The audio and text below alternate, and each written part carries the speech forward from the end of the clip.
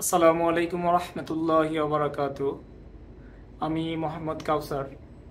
বরাবরের মতো আপনাদের সামনে কিছু কথা বলার জন্য হাজির হলাম। গতকালকে থেকে একটা বিষয় আহ, আলোচনায়, সেটা হলো যে ঢাকা মেডিকেলে চিকিৎসারত অবস্থায় একজন শিক্ষার্থী মারা যাওয়ার পরে সেখানে কিছু তাদের স্বজনরা হসপিটালে একটা ঝামেলা তৈরি করে এবং কয়েকজন চিকিৎসককে মারধর করে। এই ঘটনা ঘটে, একটি অনাকাঙ্ক্ষিত ঘটনা ঘটে। তো আমি প্রথমেই যেই শিক্ষার্থী ওখানে মারা গেল তার রুহের মাগফিরাত কামনা করছি। পাশাপাশি ওই শিক্ষার্থী চিকিৎসাধীন অবস্থায় যেন যে মারা গেল, সেটা চিকিৎসার কোনো অবহেলা ছিল কিনা সেই জিনিসগুলো খতিয়ে দেখার জন্য আহ্বান জানাচ্ছি। এবং ওটাকে কেন্দ্র করে স্বজনরা যে চিকিৎসক চিকিৎসকদের উপরে হাত তুললো, মারধর করলো একটা প্রতিষ্ঠানে গিয়ে, এটাও তদন্ত মাফিক। যদি তারা অন্যায় করে থাকে, আইন নিজের হাতে নিয়ে থাকে, সেই ক্ষেত্রেও তাদের বিচারের আওতায় আনার আহ্বান জানাচ্ছি।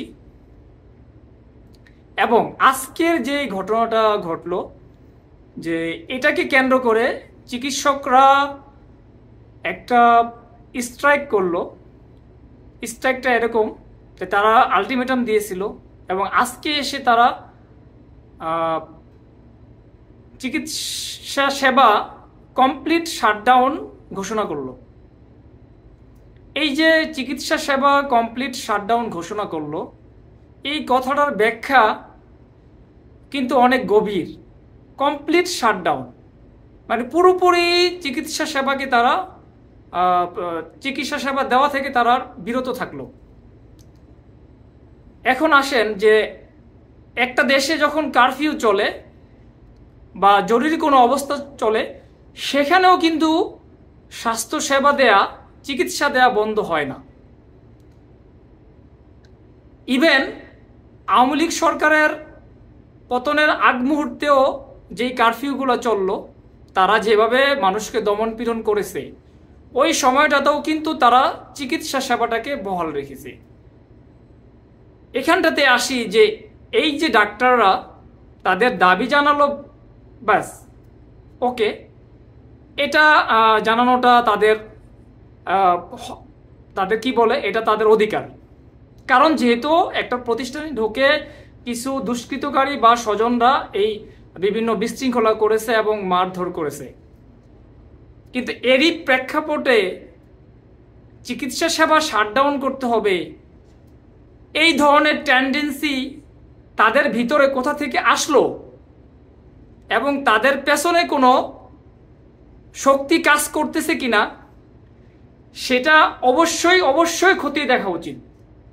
এটা কিন্তু অনেক বড় একটা অপরাধ করেছে তারা। আমি মনে করি এটা অনেক বড় অপরাধ করেছে। এটা আপনারা জনগণ কিভাবে বিচার করবেন এবং এই দেশের আইন প্রশাসন এটাকে কিভাবে নিবে, সেটা সেটা অবশ্যই তাদের বিষয়।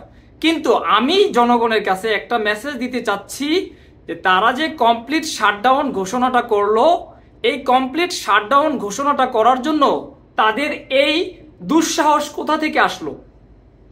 এটা কিন্তু ছোট কোনো বিষয় নয়। তারা যেই ঘোষণাটা দিয়েছে আজকে দুপুরবেলা, এই বিষয়টা কিন্তু অনেক অর্থবহ। কমপ্লিট শাটডাউন এবং সারা দেশে। এই জিনিসটা এমন না যে শুধুমাত্র ঢাকা মেডিকেল কলেজে চিকিৎসা সেবা দেয়া থেকে তারা বন্ধ বা বিরত থাকবে, এরকম না। বিষয়টা হলো তারা সারা দেশে কমপ্লিটলি শাটডাউন দেওয়ার কথা বলেছে। এখন দেখেন, একটা যুদ্ধ বিধ্বস্ত দেশেও কিন্তু চিকিৎসা সেবা বন্ধ হয় না। কারফিউ চলাকালীন, জরুরি অবস্থা চলাকালীন সময়ে যেই যেই সেবাগুলা চলমান থাকে তার মধ্যে চিকিৎসা সেবা অন্যতম। পাশাপাশি খাদ্য সামগ্রী পৌঁছানোর যে গাড়িগুলা চলে, এগুলোও অন্যতম। এখানে এটা আমাদেরকে পুরোপুরি ভাবিয়ে তুলেছে। আমি জানি না এটা নিয়ে কোনো উত্তর আলোচনা হচ্ছে কিনা, এটা উচ্চ মহলে বা দায়িত্বশীল কোনো ব্যক্তি বা যারা প্রশাসনে আছে বা সরকারে বর্তমান অন্তর্বর্তীকালীন সরকারে আছে, তারা এটা নিয়ে কোনো পদক্ষেপ নিচ্ছে কিনা এবং তারা কি এটা নিয়ে কোনো কিছু ভাবতেছে কিনা। কিন্তু বিষয়টা কিন্তু অনেক গভীরের। এখানে এত বড় তারা সিদ্ধান্ত নিল, তারা কিভাবে এত বড় একটা সিদ্ধান্ত নিল, যে সিদ্ধান্তটা আমাদের দেশের মানুষকে বিপদের মুখে ফেলে দেওয়ার জন্যই যথেষ্ট। কারণ আপনি একটু চিন্তা করেন যে 10 মিনিটের জন্য যদি একটা হসপিটাল তার চিকিৎসা সেবা দেয়া বন্ধ করে দেয়, সেখানে কত লোক অসুবিধায় পড়তে পারে। একটা ডেলিভারি কেস থাকতে পারে, হার্টের রোগী থাকতে পারে, আইসিইউতে কোনো রোগী থাকতে পারে, কত বড় বড় ধরনের রোগী এখানে থাকতে পারে। সেখানে 10 মিনিটের জন্য যদি তারা বন্ধ করে দেয়, সেটা কত ধরনের মানুষ বিপদে পড়তে পারে, এটা আপনাদের কাছে আমি প্রশ্ন রাখলাম। আমি এই মেসেজটা আপনাদের কাছে দিতে চাচ্ছি যে তারা যে অপরাধটা করেছে, তারা যেই দোষরের কাজ করতেছে, এটা হয়তোবা অবশ্যই কোনো শক্তি তাদের পেছনে কাজ করতেছে। কিন্তু যত বড় শক্তি কাজ করুক না কেন, তারপরও এত বড় ডিক্লারেশন আসাটা সমীচীন ছিল না। তারা হয়তোবা স্টেপ বাই স্টেপ একটা পদক্ষেপ নিতে পারত। কিন্তু আজকে দুপুরবেলাতেই তারা যে পদক্ষেপটা নিয়েছে, এটার উত্তর বিচার হওয়া উচিত। যারা এটা নেতৃত্ব দিয়েছে তাদেরকে আইনের আওতায় এনে সর্বোচ্চ শাস্তির ব্যবস্থা নেওয়া উচিত। এই কারণে সর্বোচ্চ শাস্তির ব্যবস্থা নেওয়া উচিত। তারা একটা জাতিকে বিপদে ফেলে দেওয়ার জন্য পদক্ষেপ নিয়েছিল, এটা স্পষ্ট। একটা জাতিকে বিপদে ফেলে দেওয়ার জন্য পদক্ষেপ নিয়েছিল। পাশাপাশি এই অন্তর্বর্তীকালীন সরকারকে তারা অস্থিতিশীল করার জন্য ব্যবস্থা নিয়েছিল।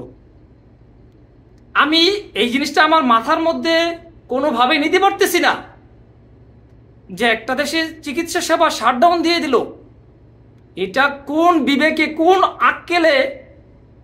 কোন আকলে এই জিনিসটা আসলো তাদের মাথায়? তারা পড়াশোনা করেছে কোন প্রতিষ্ঠানে, যেই প্রতিষ্ঠানে তাদেরকে এই ধরনের শিক্ষা দেওয়া হয়েছে? এই জন্য আমি আজকে এই কথাগুলো বলার জন্য এবং আপনাদের কাছে এই মেসেজটা পৌঁছানোর জন্য আজকে এই ভিডিওটা করলাম। এই ভিডিওটা আপনারা অবশ্যই দায়িত্বশীলদের মাঝে পৌঁছে দেওয়ার জন্য অবশ্যই এটাকে শেয়ার দিয়ে দিবেন, লাইক কমেন্টস করে দিবেন। এখানে ভিউ বাড়ানোর জন্য বলা হচ্ছে না, একমাত্র বলতেছি যে এটা হয়তোবা সেভাবে কেউ চিন্তা ভাবনা করেনি বা পর্যালোচনা করেনি। তবে এটা কিন্তু অনেক বড় একটা পদক্ষেপ ছিল তাদের, যে বাংলাদেশকে একটা অস্থিতিশীল পরিস্থিতি করার জন্য, পাশাপাশি চিকিৎসা সেবা যদি বন্ধ করে দেয় তাহলে দেশে আবার একটা বিশৃঙ্খলা তৈরি হবে। হ্যাঁ, সেজন্য তারা এই প্ল্যান করে এই কাজটা করেছে। হ্যাঁ, এখন আবার তারা সেটাকে স্থগিত করেছে। সেটাও করেছে আলোচনার মাধ্যমে। ছাত্রদের সমন্বয় কমিটি সেখানে গেছে, হসপিটালের পরিচালক মহোদয় তিনি কথা বলছেন, পাশাপাশি আমাদের স্বাস্থ্য উপদেষ্টা ম্যাডাম তিনি আহ্বান জানিয়েছেন। এরপরে বিভিন্ন আলোচনার মাধ্যমে তারা এটাকে স্থগিত করেছে। কিন্তু এই যে তারা দুঃসাহসটা দেখালো চিকিৎসা সেবাকে শাটডাউন দেওয়ার, এই দুঃসাহসটা কিভাবে তারা পেল সেটা অবশ্যই খতিয়ে দেখতে হবে। এবং এর সাথে যারা জড়িত তাদেরকে দেশের রাষ্ট্রদ্রোহী, পাশাপাশি রাষ্ট্রের সর্বোচ্চ শাস্তি তাদের উপরে অর্পণ করতে হবে, তাদেরকে সর্বোচ্চ শাস্তির আওতায় আনতে হবে। এই বলে আমি আমার এই ভিডিওটুকু শেষ করছি। আসসালামু আলাইকুম ওয়া রাহমাতুল্লাহি ওয়া বারাকাতুহু।